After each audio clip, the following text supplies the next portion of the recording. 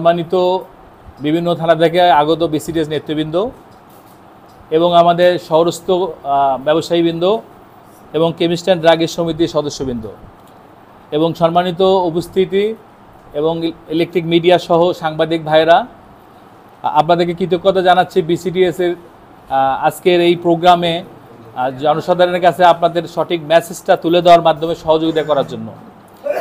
আপনাদের অবগতির জন্য বলছি, জনসাধারণের উদ্দেশ্যে বলছি, আমাদের কেমিস্ট অ্যান্ড ড্রাগিস্ট সমিতি বিসিডিএস এটা একটা ওষুধ ব্যবসায়ীদের সংগঠন।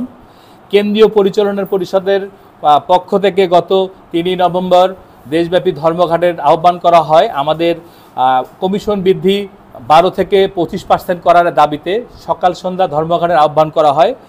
আমরা এই দাবির মুখে আজ কেন্দ্রীয় পরিষদের অনুরোধে আমরা জেলা পরিষদ তাদের সাথে একমত ঘোষণা করে আজকের এই বৈঠক। কিন্তু কিছুক্ষণ আগে আমাদের কাছে তথ্য আসে, মেসেজ পাই আমরা যে ডিজি সাহেব, ওষুধ প্রশাসন ডিজি সাহেব এবং একাধিক নেতৃবৃন্দর অনুরোধে আমাদের এই 3 নভেম্বর যে প্রোগ্রামটা দেশব্যাপী এবং সকাল সন্ধ্যা যে ওষুধ দোকান বন্ধ রাখা যে ধর্মঘট, এটা স্থগিত করা হয়। আপনাদের মাধ্যমে আমি বলতে চাই, জেলা বিসিডিএস একটা মানবিক সংগঠন, এটা 8-10টা ব্যবসায়ীর মতো সংগঠন নয়।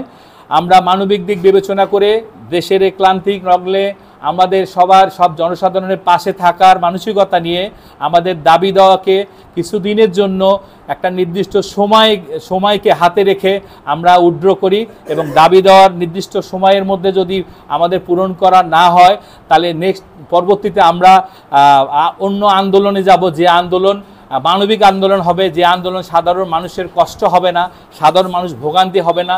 দেশের এই ক্লান্তি লগ্নে আমাদের এই মানবিক সিদ্ধান্তকে, কেন্দ্রীয় মানবিক সিদ্ধান্তকে সাধারণ জনসাধারণের উদ্দেশ্যে আবারও বলছি, সাধারণ রুগীদের উদ্দেশ্যে বলছি, আপনারা অনলাইন অনেকের প্রচারের মাধ্যমে আমরা জেনেছেন যে গত 3 নভেম্বর ধর্মঘট। আপনারা উদ্বিগ্ন হবেন না, আপনাদের সবার দিক বিবেচনা করে 3 নভেম্বরের যে আমাদের সকাল সন্ধ্যা ওষুধ দোকান বন্ধ রেখে যে ধর্মঘট ছিল, আমরা এই ধর্মঘটটা উইথড্র করেছি, কেন্দ্রীয় পরিষদ করেছে, তাকে একমত ঘোষণার মাধ্যমে আমরা প্রচার করছি যে জেলা শহরে আগামীকালের যে প্রোগ্রাম, যে সকাল সন্ধ্যা ওষুধ ব্যবসায়ীদের দোকান বন্ধ রাখবে, এই ধর্মঘটটা স্থগিত করা হয়েছে।